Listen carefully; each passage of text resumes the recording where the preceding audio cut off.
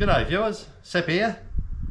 What I thought I'd do today is a review of the 25 litre Brass Monkey fridge.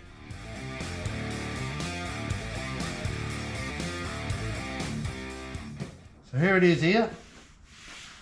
It's a metal case, a couple of handles on the side, one each end.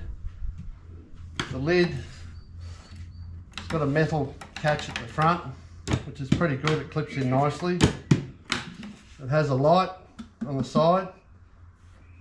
The chain here, I've never broken it. I've only used it a few times, by the way. I've never broken this chain, but it's not real strong.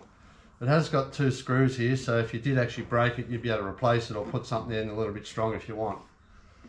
So the seal around the side here, that seal's on the lip. Now this lip, you may not be able to tell on the video, but that lip there, that has a raised edge all the way around, and that bites into the rubber seal.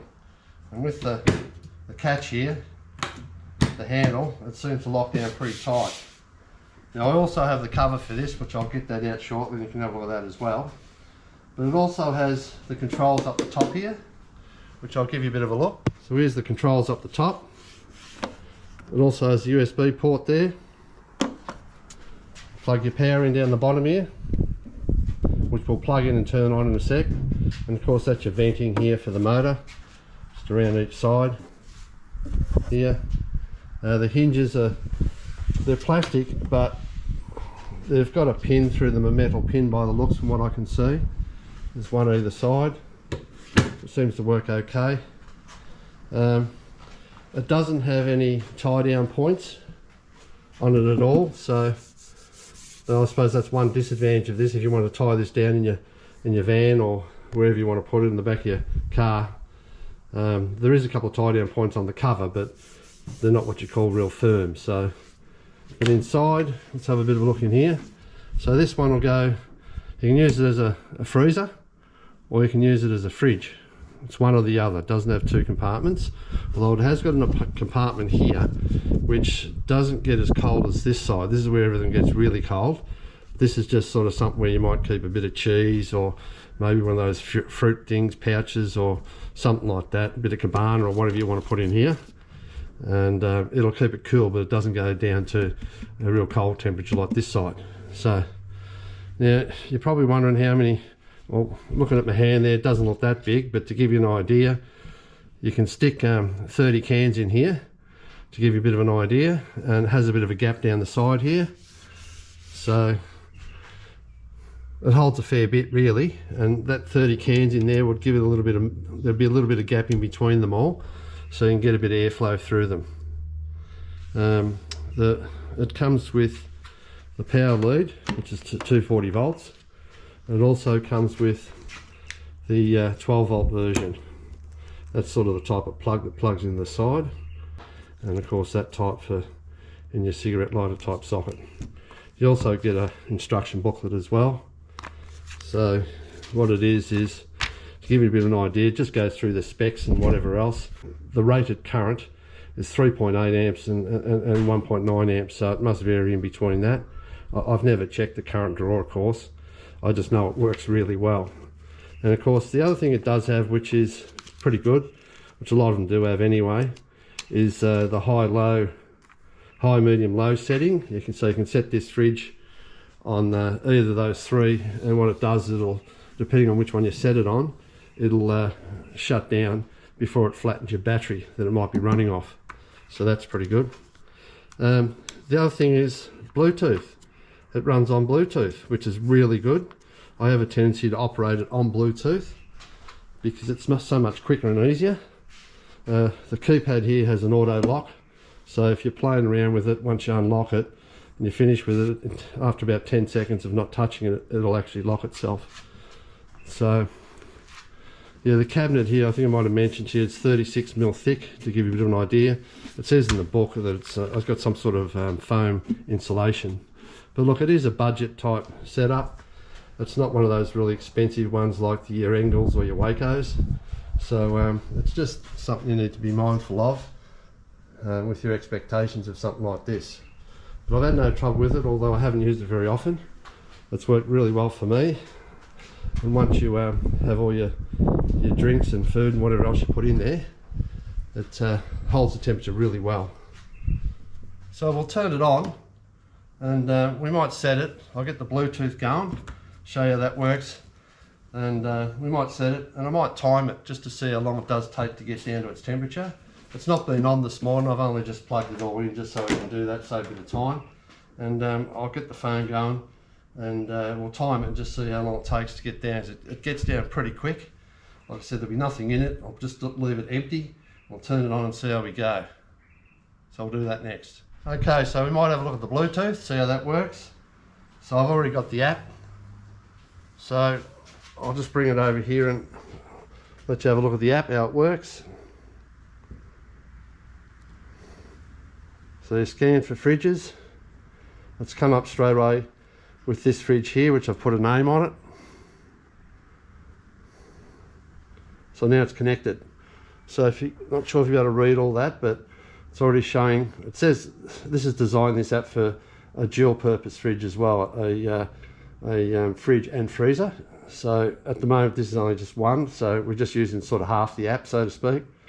So at the moment we've got the it's on 17 degrees inside there, and at the temperature setting that I'd want it to go to will be 3 degrees. So we can leave it at that. I've got it on eco.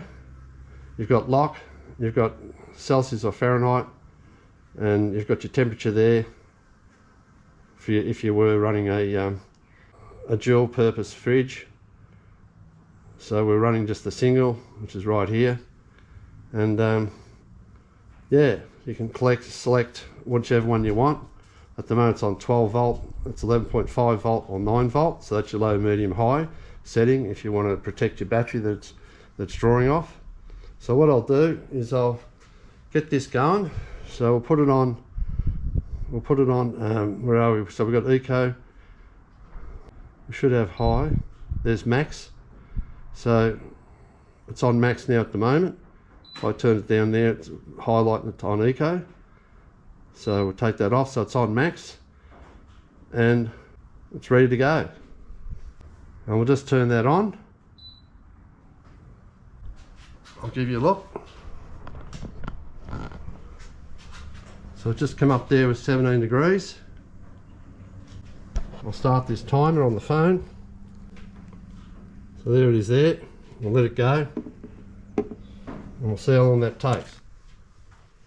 Okay, well, there it is there. 24 minutes. It's down to 3 degrees. Yeah, so 24 minutes, it got down to 3 degrees. It's a pretty mild day today. It's a bit of a cool breeze. I'm in the shed as well, so I suppose that'll vary a little bit depending on the ambient temperature, where you got the fridge set up, etc, etc.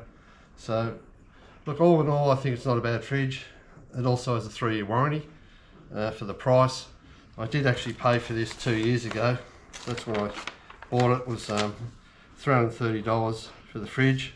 There was another $100 for the cover. So what I'll do now is I'll get the cover out and we'll put it on, give you a look at that. So here's the cover. It's pretty robust, it's pretty thick on the sides and the top. Clear plastic for you so you can see the controls.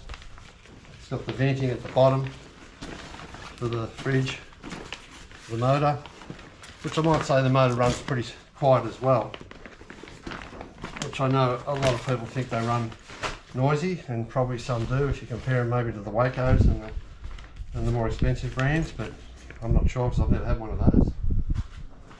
So to put it in, it's pretty simple. We'll just pick her up, slide it in.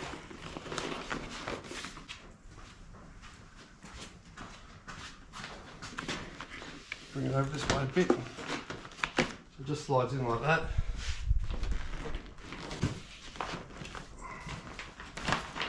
Bring it up over the top. You can zip it up all the way around.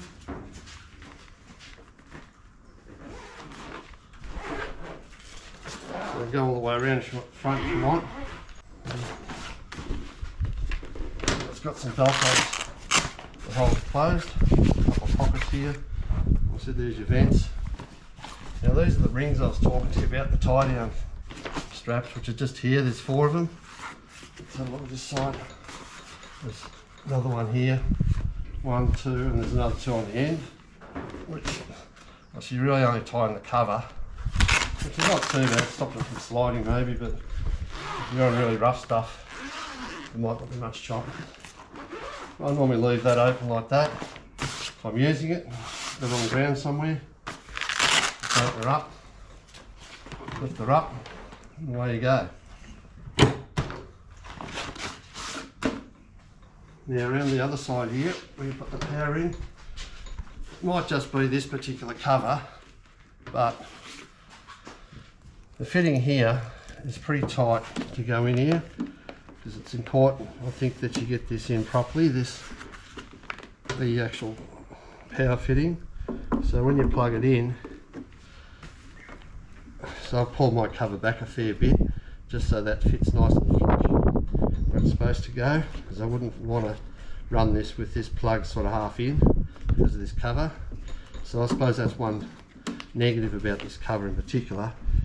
Like when you have a look where it's positioned, it sort of covers the plug. Even though I've got this all set up right, I've played with this a million times before to try and get this over, but it's just been cut in the wrong spot there.